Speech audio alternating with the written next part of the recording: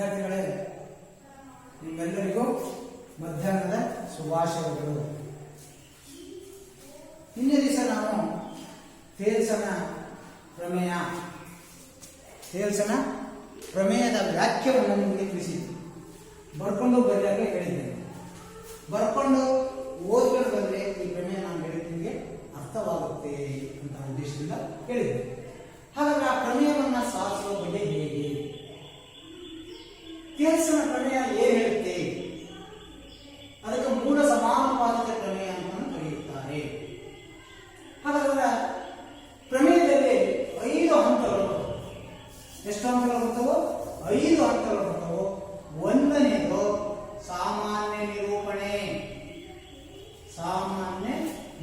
ಅಂತ ಒಂದು ಹಂತ, ಕಾಮನ್ ಸ್ಟೇಟ್ಮೆಂಟ್ ಅಂತ ಹೇಳ್ತೀವಿ. ಎರಡನೇ ಹಂತ ದತ್ತ, ಇಂಗ್ಲಿಷಿಗೆ ಡಾಟಾ ಅಂತ ಹೇಳ್ತಾರೆ. ಮೂರನೇದು ರಚನೆ ಅಲ್ಲ, ಸಾಧನೀಯ. ನಾಲ್ಕನೇದು ರಚನೆ, 5ನೇದು ಸಾಧನೆ. 5 ಹಂತಗಳು. ಇಲ್ಲಿ ಗಮನಿಸಬೇಕಾದಂತಹ ಒಂದು ಮುಖ್ಯ ಅಂಶ ಅಂದ್ರೆ, ಈ ರಚನೆ ಎಂಬ ಅಂಶ ಎಲ್ಲಾ ಪ್ರಮೇಯಗಳಲ್ಲಿಯೂ ಇರುವುದಿಲ್ಲ. ಯಾವ ಪ್ರಮೇಯದಲ್ಲಿ ನಮಗೆ ರಚನೆ ಅವಶ್ಯಕತೆವಾಗಿರುತ್ತದೆಯೋ ಆಗ ಮಾತ್ರ ನಾವು ರಚನೆ ಅಂತ ಬರುತ್ತೆ.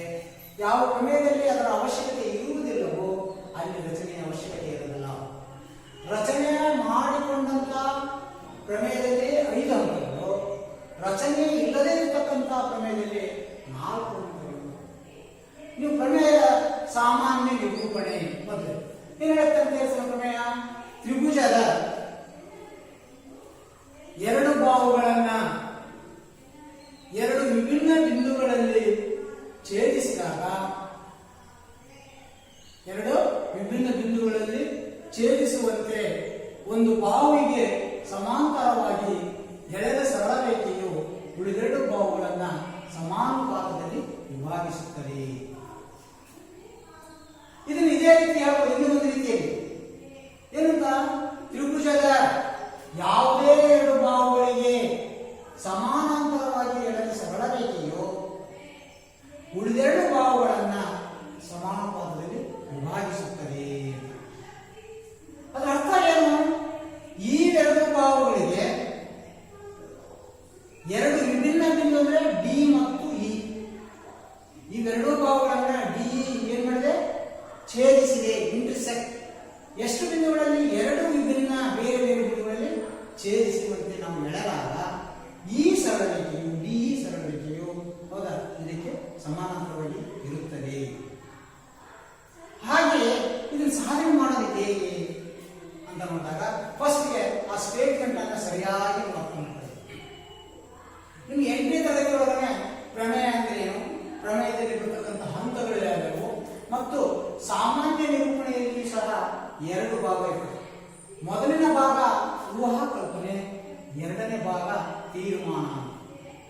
ಆದರೆ ಇದ್ರ ಪ್ರಕಾರ ನಾವು ನೋಡಿ, ತ್ರಿಭುಜದ 2 ಬಾಹುಗಳನ್ನ 2 ವಿಭಿನ್ನ ಬಿಂದುಗಳಲ್ಲಿ ಛೇದಿಸುವಂತೆ ಒಂದು ಬಾಹುವಿಗೆ ಸಮಾನಾಂತರವಾಗಿ ಎಳೆದ ಸರಳ ರೇಖೆಯು ಉಳಿದೆರಡು ಬಾಹುಗಳನ್ನ ಸಮಾನುಪಾತದಲ್ಲಿ ವಿಭಾಗಿಸುತ್ತದೆ. ಅದರ ಸ್ಟೇಟ್ಮೆಂಟ್ ಅನ್ನು ಸರಿಯಾಗಿ ನೀವು ಅರ್ಥ ಮಾಡ್ಕೊಳ್ಬೇಕು. ಆ ಸ್ಟೇಟ್ಮೆಂಟ್ ಏನ್ ಮಾಡಬೇಕು? ಸರಿಯಾಗಿ ನೀವು ಅರ್ಥ ಮಾಡ್ಕೊಳ್ಬೇಕು. ಈಗ ನಾನು ತೋರಿಸ್ತೇನೆ. ಇದು ಒಂದು ತ್ರಿಭುಜ. ಇದರ ಹೆಸರು P Q R.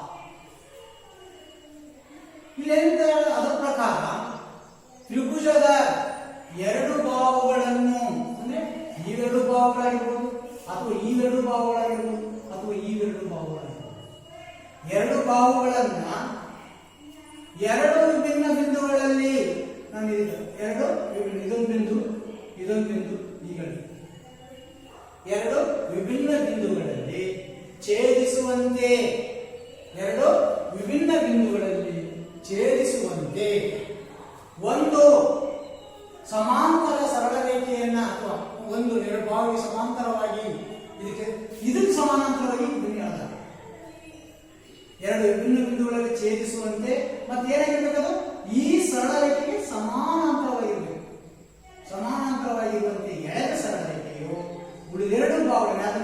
P Q ಮತ್ತು ಪಿ ಆರ್ ಅನ್ನ ಸಮಾನುಪಾತದಲ್ಲಿ ವಿಭಾಗಿಸುತ್ತದೆ.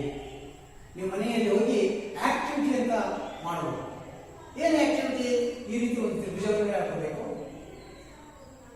ಹೇಳ್ಕೊಂಡು ಈ ಸರಳ ರೇಖೆ ಎಳಿತೀರಲ್ಲ, ಇದಕ್ಕೆ ಸಮಾನಾಂತರವಾಗಿರುವಂತೆ ಇಲ್ಲೆಡೆ ಎಳಿಬಹುದು, ಇಲ್ಲೆಳಿಬಹುದು, ಇಲ್ಲೆಳಿಬಹುದು, ಅದಕ್ಕಿಂತ ಕೆಳಗಡೆ ಈ ರೀತಿ ಸಮಾನಾಂತರವಾಗಿರುವಂತೆ ರೇಖೆ ಯಾವುದು? ಎಳದ ಮೇಲೆ ಏನ್ ಮಾಡ್ಬೇಕು ನೀವು?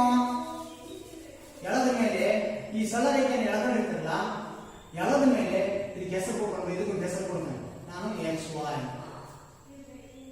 ಇವೆರಡು ಭಾವಗಳನ್ನು ಸಮಾನುಪಾತದಲ್ಲಿ ವಿಭಾಗಿಸುತ್ತದೆ. ಅಂದ್ರೆ P X divided by qx is equal to py divided by ry ಆಗುತ್ತದೆ ಅಂತ ತೇಲ್ಸಿನ ಪ್ರಮೇಯ ಹೇಳಿ. ಆಗ ನೀವು ಆಕ್ಟಿವಿಟಿ ಏನು? ಇದನ್ನ ಈ ರೀತಿ ತಕ್ಕೊಂಡು ಸ್ಕೇಲ್ ತಗೊಂಡು ಪಿ ಎಕ್ಸ್ ಅಳತೆ ಬರ್ಕೋಬೇಕು, ಹಾಗೆ ಕ್ಯೂ ಎಕ್ಸ್ ಅಳತೆ ಬರ್ಕೋಬೇಕು, ಪಿ ವೈ ಅಳತೆ ಬರ್ಕೋಬೇಕು, ಆರ್ ವೈ ಅಳತೆ ಬರ್ಕೋಬೇಕು. ಇವೆರಡನ್ನು ಬರ್ಕೊಂಡು ಭಾಗಿಸಿದ್ರೆ ಇದರ ಉತ್ತರ ಇಸ್ ಈಕ್ವಲ್ ಟು ಇದರ ಉತ್ತರ ಬರುತ್ತೆ, ಬಂದೇ ಬರುತ್ತೆ. ಆ ಉದ್ದೇಶದಿಂದನೇ ತೇಲ್ಸ ನಾವು ಆ ರೀತಿ ಹೇಳಿದ್ರು. ಸುಮ್ಮನೆ ಸುಳ್ಳು ಮಾಹಿತಿಯನ್ನು ಕೊಡಲಿಕ್ಕೆ ಸಾಧ್ಯ ಇಲ್ಲ. ನೀವು ಅನೇಕ ಬಾರಿ ಈ ಚಟುವಟಿಕೆಯನ್ನ ಮನೆಯಲ್ಲಿ ನೀವು ಮಾಡಬೇಕು. ಏನು? ಬೇರೆ ಬೇರೆ ಬರ್ಕೊಳ್ಳೋ ಚಟುವಟಿಕೆಯನ್ನ ಏನು?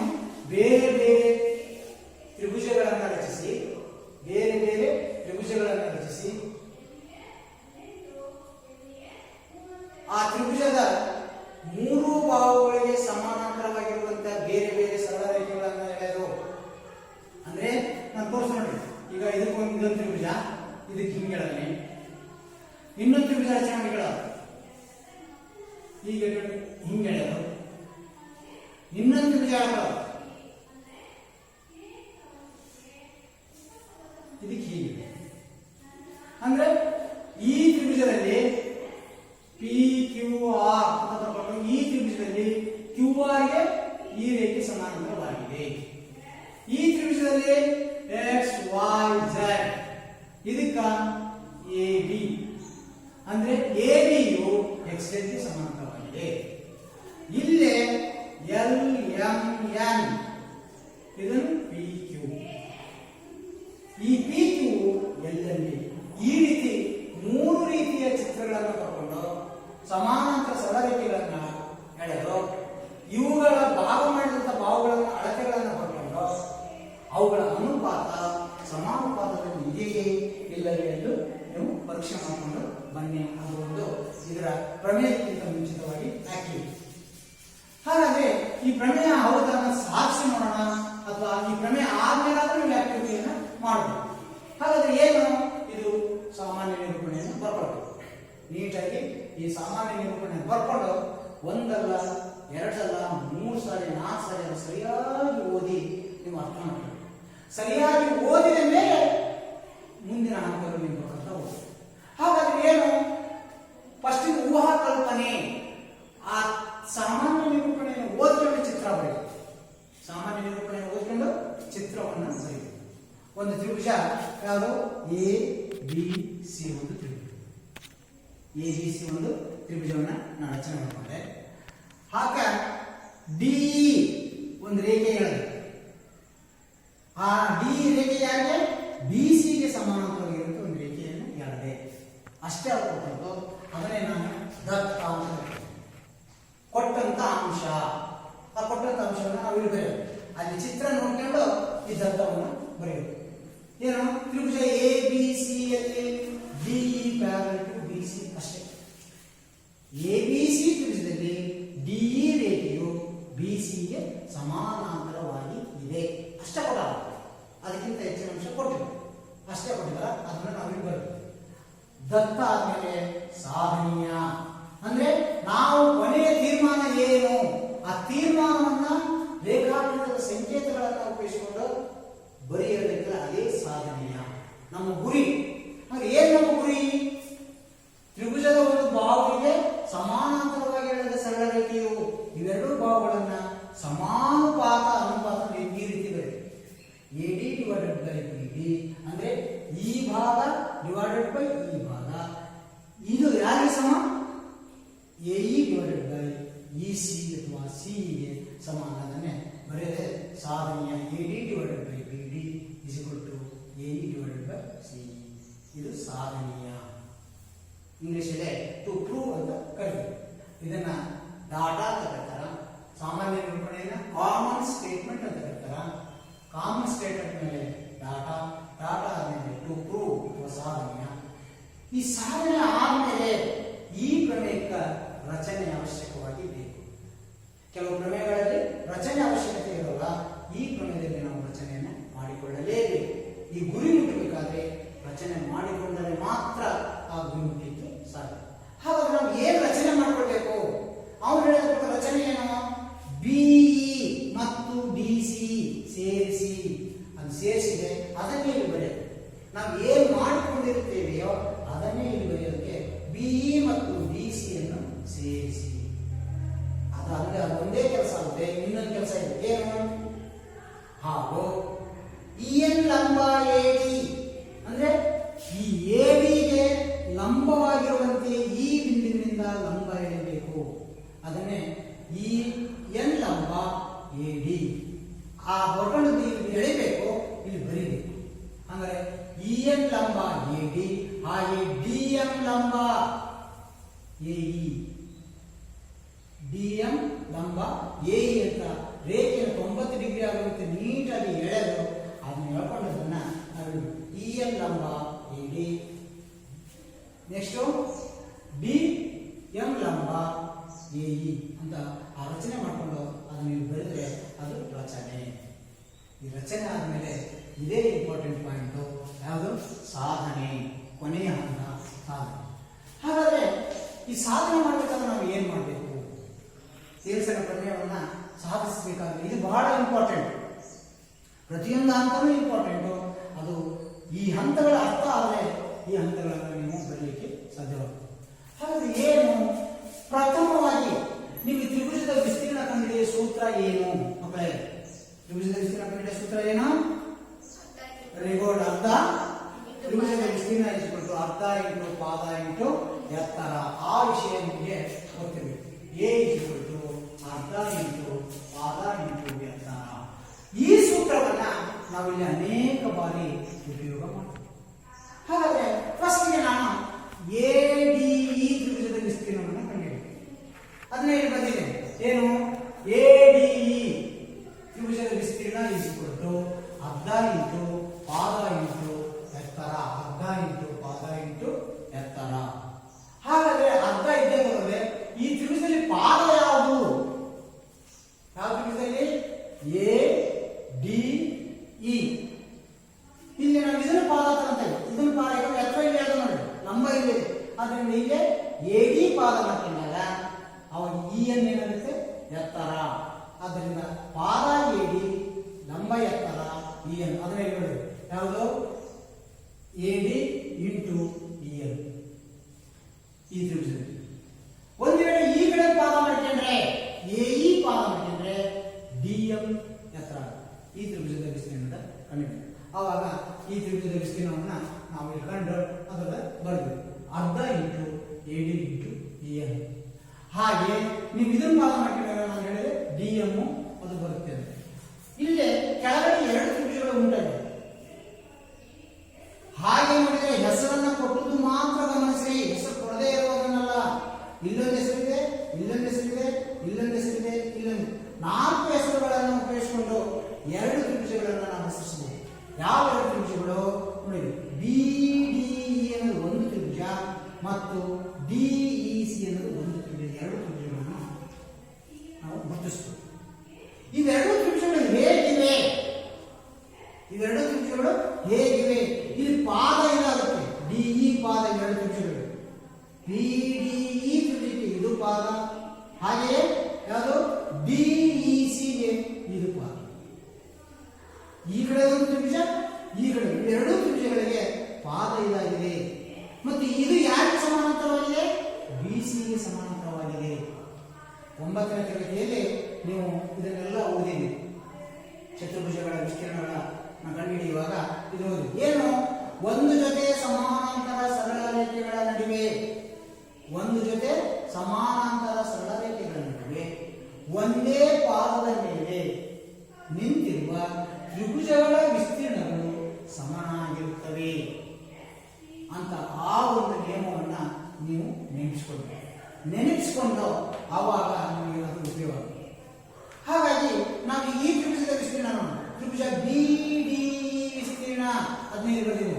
ತ್ರಿಭುಜ ಬಿ ಡಿ ವಿಸ್ತೀರ್ಣ ಅರ್ಧ ಇಂಟು ಪಾದ ಈ ತ್ರಿಭುಜದ ವಿಸ್ತೀರ್ಣಕ್ಕೆ ಯಾವುದು ಬಿ ಡಿ ತ್ರಿಭುಜದ ವಿಸ್ತೀರ್ಣ ಪಾದ ಬಿ ಡಿ. ಇದಕ್ಕೆ ಎತ್ತರ ಎನ್, ಎತ್ತರ ಯಾವುದು ಎನ್. ಆದ್ದರಿಂದ ಅರ್ಧ into B D into N. ಹಾಗೆಯೇ ಈ ತ್ರಿಭುಜ ತಗೊಳ್ಳಿ, ಯಾವುದು ಡಿ ಸಿ ತ್ರಿಭುಜ ತಗೊಳ್ಳಿ. ಈ ತ್ರಿಭುಜದ ವಿಸ್ತೀರ್ಣವನ್ನು ಕಂಡುಹಿಡಿಯೋಣ. ಈ ತ್ರಿಭುಜದ ವಿಸ್ತೀರ್ಣಕ್ಕೆ ಪಾದ ಯಾವ್ದಾಗುತ್ತೆ ಇಸಿ ಆಗುತ್ತೆ, ಎತ್ತರ ಯಾವ್ದಾಗುತ್ತೆ ಡಿ ಎಂ. ಆದ್ದರಿಂದ ತ್ರಿಭುಜ ಡಿ ಸಿ ತ್ರಿಭುಜದ ವಿಸ್ತೀರ್ಣ ಅರ್ಧ into E C into D M, ಅರ್ಧ into E C into D M. ಆ ಎರಡನ್ನೂ ಬರ್ಕೋಬೇಕು. ಅಷ್ಟು ಈ ಅಷ್ಟನ್ನು ಫಸ್ಟ್ಗೆ ನಾವು ವಿಸ್ತೀರ್ಣವನ್ನು ಬರ್ಕೊಂಡು ಅಲ್ಲಿ ಪಾದ ಯಾವುದು ಎತ್ತರ ಯಾವುದನ್ನು ಸುಲಭವಾಗಿ ನೀವು ಗಮನಿಸಿ ನೀವು ಅದನ್ನ ಬರ್ಕೊಂಡು. ಅದಾದ ಮೇಲೆ ಈ ಹಂತವನ್ನ ಬರೀಬೇಕು. ಯಾವ ಹಂತ ನಾವು ಹೇಳಿದೆ, ಒಂದು ಜೊತೆ ಸಮಾನಾಂತರ ಸರಳ ರೇಖೆಗಳ ನಡುವೆ ಇರುವ ಮತ್ತು ಒಂದೇ ಪಾದದ ಮೇಲೆ ನಿಂತಿರುವ ಎರಡು ತ್ರಿಭುಜಗಳ ವಿಸ್ತೀರ್ಣಗಳು ಸಮ ಅಂತ ಇದೆ. ಆ ವಿಷಯವನ್ನು ಇಲ್ಲಿ ತೋರಿಸಿ ಈ ತ್ರಿಭುಜದ ವಿಸ್ತೀರ್ಣವು ಈ ತ್ರಿಭುಜದ ವಿಸ್ತೀರ್ಣಕ್ಕೆ ಸಮ ಅಂತ ನೀವು ಬರೀಬೇಕು. ಬರೆದ ಮೇಲೆ ಈ ತ್ರಿಭುಜ ಅನುಪಾತದಲ್ಲಿ ಇರಬೇಕಾದ ವಿಸ್ತೀರ್ಣ ತ್ರಿಭುಜ ಎ ಡಿ ವಿಸ್ತೀರ್ಣ ಡಿವೈಡೆಡ್ ಬೈ ತ್ರಿಭುಜ ಬಿ ಡಿ ವಿಸ್ತೀರ್ಣ. ತ್ರಿಭುಜ ಈ ಪಾದ ಇದು ಬೇಕು. ಆದ್ದರಿಂದ ಎ ಡಿ ವಿಸ್ತೀರ್ಣ ಡಿವೈಡೆಡ್ ಬೈ ಬಿ ಡಿ ವಿಸ್ತೀರ್ಣ ಅಂತ ಬರ್ಕೊಂಡು ಇದರ ಬೆಲೆ ಅರ್ಧ, ಇದು ಬೇರೆ ಅದನ್ನು ನೋಡಬೇಕು. ಇದು ಅರ್ಧ into A D into E N, ಇದು ಅರ್ಧ into B D into E N. ಇಲ್ಲಿ ಅರ್ಧ ಕ್ಯಾನ್ಸಲ್ ಆಯಿತು, ಇ ಎನ್ ಕ್ಯಾನ್ಸಲ್ ಆಯಿತು. ಇದರ ಬೆಲೆ ಏನಂತು A D divided by B D ಅಂತ, A D divided by B D ಅಂತ. ಇದಕ್ಕೆ ಸಮೀಕರಣ 1 ಅಂತ ತಗೊಂಡ್ರೆ ಇದು ಸಮೀಕರಣ 2 ಅಂತ ಕರೆಯುತ್ತೆ. ಅದೇ ರೀತಿ ಈ ಭಾಗ ಇದು ಒಂದು ಪಾದ, ಇದು ಒಂದು ಪಾದ ಅಂತ ತಗೊಂಡ್ರೆ ಈ ತ್ರಿಭುಜ ಡಿವೈಡೆಡ್ ಬೈ ಈ ತ್ರಿಭುಜದ ವಿಸ್ತೀರ್ಣ ಅನುಪಾತ ಬರ್ಕೊಂಡು. ಹಾಗಾದ್ರೆ ಅದನ್ನ ಇಲ್ಲಿ ಬರೆದಿದೆ ನಾನೇನು ತ್ರಿಭುಜ ಎ ಡಿ ವಿಸ್ತೀರ್ಣ ಡಿವೈಡೆಡ್ ಬೈ ತ್ರಿಭುಜ ಬಿ ಸಿ ವಿಸ್ತೀರ್ಣ ಹೌದಾ ಬರ್ಕೊಂಡಾಗ ಅದನ್ನು ಬೆಲೆಯನ್ನು ಆದೇಶ ಮಾಡೋದು. ಅರ್ಧ into A into D M, ಅರ್ಧ into E C into D M. ಇಲ್ಲಿ ಡಿ ಎಂ ಕ್ಯಾನ್ಸಲ್ ಆಗುತ್ತೆ, ಅರ್ಧ ಕ್ಯಾನ್ಸಲ್ ಆಗುತ್ತೆ, A divided by E C. ಇದನ್ನು ಕಂಡುಹಿಡಿದ ಮೇಲೆ ನಾವು ಈ ಬೆಲೆಯನ್ನ ನಾವು ಇದರ ವಿಸ್ತೀರ್ಣವು ಇದರ ವಿಸ್ತೀರ್ಣಕ್ಕೆ ಸಮ ಅಂತ ಹೇಳ್ತೀರ. ಆವಾಗ ಎಲ್ಲಿ ಬಿ ಡಿ ಇದೆನೋ ಅಲ್ಲಿ ನಾವೇನಂತ ಬರೀಬಹುದು ಡಿ ಇ ಸಿ ಅಂತ ಬರೀಬಹುದು. ಹಾಗೆ ನಾನು ಇಲ್ಲಿ ಬರೆದಿದ್ದೆ ಸಮೀಕರಣ 1ರಿಂದ ಇದು ಈ ರೀತಿ ಬರ್ಕೊಂಡು ಅದರ ಬೆಲೆಯನ್ನು ಆದೇಶ ಮಾಡಿ. ಎ ಡಿ ವಿಸ್ತೀರ್ಣ ಡಿವೈಡೆಡ್ ಬೈ ಬಿ ಡಿ ವಿಸ್ತೀರ್ಣ, ಎ ಡಿ ವಿಸ್ತೀರ್ಣ ಡಿವೈಡೆಡ್ ಬೈ ಅದು ಡಿ ಇ ಸಿ ವಿಸ್ತೀರ್ಣ. ಹಾಗಾಗಿ ನಾನು ಇಲ್ಲಿ ಏನ್ ಮಾಡಿದೆ ಎ ಡಿ ಹಾಗೆ ಬರ್ಕೊಂಡೆ, ಇಲ್ಲಿ ಡಿ ಬಿ ಡಿ ಐತಲ್ಲ ಅದಕ್ಕೆ ಬಂದ ಡಿ ಇ ಸಿ ವಿಸ್ತೀರ್ಣ is equal to A D ವಿಸ್ತೀರ್ಣ divided by D E C ವಿಸ್ತೀರ್ಣ ಇವೆರಡು ಸಮ. ಹಾಗಾಗಿ ಇದರ ಬೆಲೆ ಇದು ಯಾರಿಗೆ ಸಮ?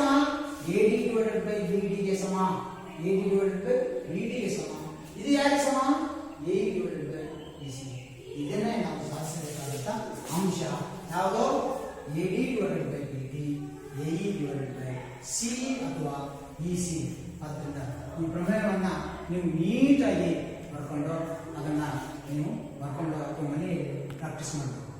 ಇದರ ವಿಲೋಮ ಪ್ರಮೇಯ ಏನು ತೇಲ್ಸನ ವಿಲೋಮ ಪ್ರಮೇಯ ಇದರ ವಿರುದ್ಧವಾಗಿ ಉದಾಹರಣೆಗೆ ಹೇಳೋದಾದ್ರೆ ತ್ರಿಭುಜದ 3 ಒಳಕೋನಗಳ ಮೊತ್ತ 180 ಡಿಗ್ರಿ ಅಂತ ಆ ರೀತಿ ಇದನ್ನ ಲಕ್ಷಣ ಅಂದರೆ ಇದನ್ನ ಲಕ್ಷಣ ಬೆಳವಣಿಗೆ ಅಥವಾ ತೆಗೆದ ನಾವು ಇದರ ವಿಲೋಮ ಪ್ರಮೇಯ ಏನಿರುತ್ತೆ ಅದರ ನಿರೂಪಣೆ ಏನು ಅನ್ನೋದನ್ನ ನೀವು ಬರ್ಕೊಂಡು ಅದಕ್ಕೆ ವಿಲೋಮ ಪ್ರಮೇಯವನ್ನ ನೀವು ಬರ್ಕೊಳ್ಬೇಕು. ಅದನ್ನೇ ನೀವು ನೋಡ್ಕೊಂಡು ಏನು ವಿಲೋಮ ಪ್ರಮೇಯ ಬರೆಯೋದ್ರ ವಿರುದ್ಧ ಪ್ರಮೇಯ.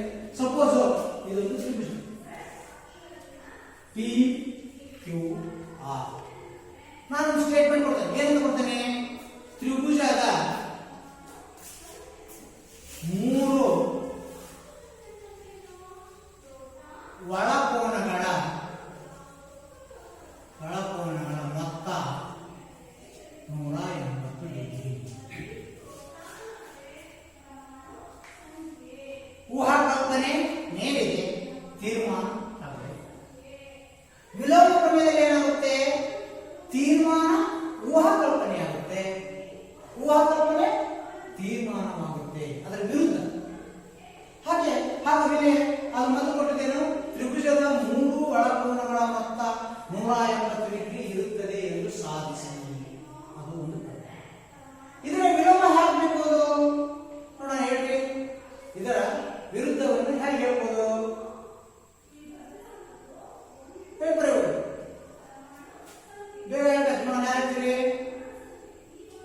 ದ್ರಾವಣ ಇದರ ವಿರುದ್ಧ ನಿರೂಪಣೆಯನ್ನ ಬರೆಯೋದು ಹೇಗೆ? ಅದಕ್ಕೆ ವಿಲೋಮ ಕಾನ್ವಸ್ ಥಿಯರಂ ಅಂತ ಕರೀತಾರೆ.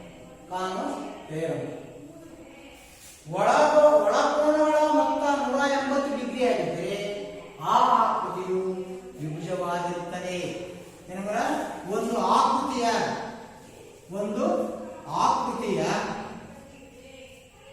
ಒಳಕೋನಗಳ ಮೊತ್ತ 180 ಡಿಗ್ರಿ ಆಗಿದ್ದರೆ ಅದು ಒಂದು ತ್ರಿಭುಜವಾಗಿರುತ್ತದೆ ಅನ್ನೋದೇ ವಿಲೋಮ ಪ್ರಮೇಯ. ಹಾಗೆಯೇ ನೀವು ಥೇಲ್ಸನ ವಿಲೋಮ ಪ್ರಮೇಯ ಏನು? ಥೇಲ್ಸನ ವಿಲೋಮ ಪ್ರಮೇಯ ಮೊದಲಿನ ಪ್ರಮೇಯ ನಮ್ಗೆ ಹೇಳಿದ್ದೇನಂದು ಎರಡು ಬಾಹುಗಳಿಗೆ ಎರಡು ವಿಭಿನ್ನ ಬಿಂದುಗಳಲ್ಲಿ ಛೇದಿಸುವಂತೆ ಎಳೆದ ಸಮಾನಾಂತರ ಸರಳ ರೇಖೆಯು ಉಳಿದೆರಡು ಬಾಹುಗಳನ್ನ ಸಮಾನುಪಾತದಲ್ಲಿ ವಿಭಾಗಿಸುತ್ತದೆ ಅಂತ ಇತ್ತು. ಅವರ ಥೇಲ್ಸನ ವಿಲೋಮ ಪ್ರಮೇಯವನ್ನು ಬರ್ಕೊಳ್ರಿ. ಏನು ವಿಲೋಮ ಪ್ರಮೇಯ? ವಿಲೋಮ ಪ್ರಮೇಯ ಏನಾಗಲ್ಲ ವಿಲೋಮ ಪ್ರಮೇಯ ಅಂತಂದ್ರೆ ತ್ರಿಭುಜದ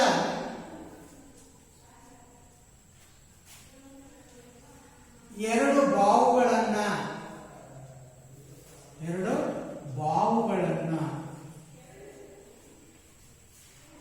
ಸಮಾನುಪಾತದಲ್ಲಿ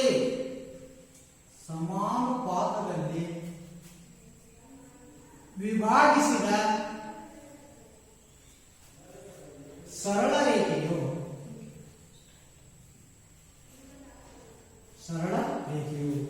ಮೂರನೇ ಬಾಹುವಿಗೆ ಸಮಾನಾಂತರವಾಗಿರುತ್ತದೆ.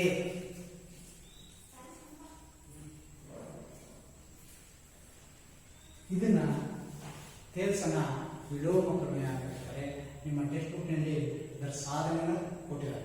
ನೀವು ಮೊದಲು ಈ ಥೇಲ್ಸನ ಮೂಲ ಸಮಾನುಪಾತದ ಪ್ರಮೇಯವನ್ನು ಸರಿಯಾಗಿ ಅರ್ಥ ಮಾಡಿಕೊಂಡ್ರೆ ವಿಲೋಮ ಪ್ರಮೇಯವನ್ನು ಸುಲಭವಾಗಿ ನಾವು ಸಾಧಿಸಬಹುದು. ಇದ್ರ ಮೇಲೆ ಅನೇಕ ಲೆಕ್ಕಗಳನ್ನು ಬರ್ಕೊಂಡ ಮೇಲೆ ಇದನ್ನ ನೀವು ಪುಸ್ತಕವನ್ನು ಬರ್ಕೊಂಡು ಈ ವಿಲೋಮ ಪ್ರಮೇಯವನ್ನು ಬರ್ಕೊಂಡು ಬನ್ನಿ. ಇನ್ನು ಥೇಲ್ಸ್ ಪ್ರಮೇಯದ ಮೇಲೆ ಕೆಲವು ಸಮಸ್ಯೆಗಳನ್ನು ಕೇಳ್ತಾರ. ಬಹಳಷ್ಟು ಇತ್ತೀಚಿಗೆ ವರ್ಷಗಳಲ್ಲಿ ಥೇಲ್ಸನ ಪ್ರಮೇಯವನ್ನ ಹೆಚ್ಚಾಗಿ ಕೇಳ್ತಾ ಇದ್ದಾರ. ನೀವು ಗಮನದಲ್ಲಿಟ್ಟುಕೊಂಡು ಈ ಪ್ರಮೇಯವನ್ನ ಬರೆಯೋದನ್ನು ನೋಡಬೇಕು. ಇನ್ನು ಈ ಥೇಲ್ಸನ ಪ್ರಮೇಯದಲ್ಲಿ ಕೆಲವು ಲೆಕ್ಕಗಳನ್ನ ಕೇಳ್ತಾರೆ. ಈ ಥೇಲ್ಸನ ಪ್ರಮೇಯವನ್ನು ಉಪಯೋಗಿಸಿಕೊಂಡು ಕೆಲವು ಲೆಕ್ಕಗಳನ್ನ ಕೇಳ್ತಾರೆ. ಹೇಗೆ ಕೇಳಬಹುದು? ಈ ಉದಾಹರಣೆ 1 ಈ ರೀತಿ ತ್ರಿಭುಜದ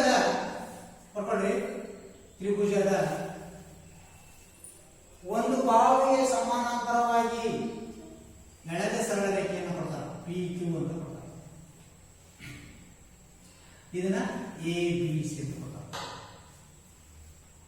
ಇದರ ಅಳತೆ ಕೊಡ್ತಾರೆ. ಇದ್ರದ್ದು 3, ಇದ್ರದ್ದು 6 ಎಷ್ಟೋ.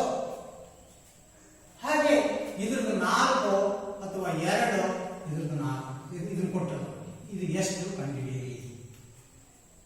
ಲೆಕ್ಕ ಏನು? ಚಿತ್ರದಲ್ಲಿ ABC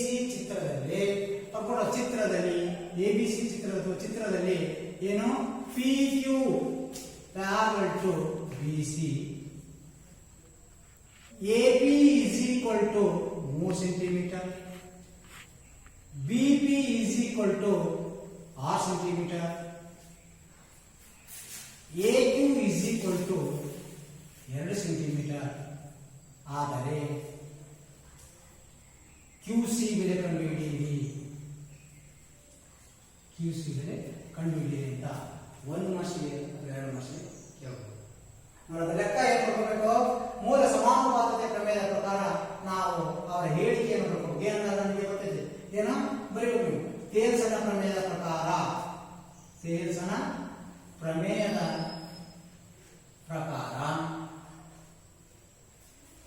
AB divided by BQ to BP is equal to AQ divided by CQ. ಬೆಲೆಯನ್ನು ಆದೇಶಿಸಿ ನೀವು ಲೆಕ್ಕ ಮಾಡಿ. AP ಎಷ್ಟಿದೆ 3, BP ಎಷ್ಟಿದೆ 6 = AQ ಎಷ್ಟಿದೆ 2 ಡಿವೈಡೆಡ್ ಬೈ QC ಕೊಟ್ಟಿಲ್ಲ ಹಾಗೆ ಬಿಡ್ತೀನಿ. ನೆಕ್ಸ್ಟ್ ಇಲ್ಲಿ 3 ಒಂದೇ 3 ಎರಡೇ 1/2 = 2/QC. ಈ QC ಕೆಳಗಡೆ ಇದೆ, ಈ ಕಡೆ ತಂದ್ರಿ, ಇದನ್ನ ಈ ಕಡೆ ಓರೆ ಗುಣಾಕಾರ ಮಾಡಿ, ಎರಡು ಓರೆ ಗುಣಾಕಾರ ಮಾಡಿದ್ರೆ QC = 4 ಸೆಂಟಿಮೀಟರ್. ಹೀಗೆ ನೀವು ಕೆಲಸ ಪ್ರಮೇಯವನ್ನು ಉಪಯೋಗಿಸಿಕೊಂಡು ನಿಮ್ಮ ಅಭ್ಯಾಸದಲ್ಲಿ ಅನೇಕ ಲೆಕ್ಕಗಳು ಎಲ್ಲ ಲೆಕ್ಕಗಳನ್ನು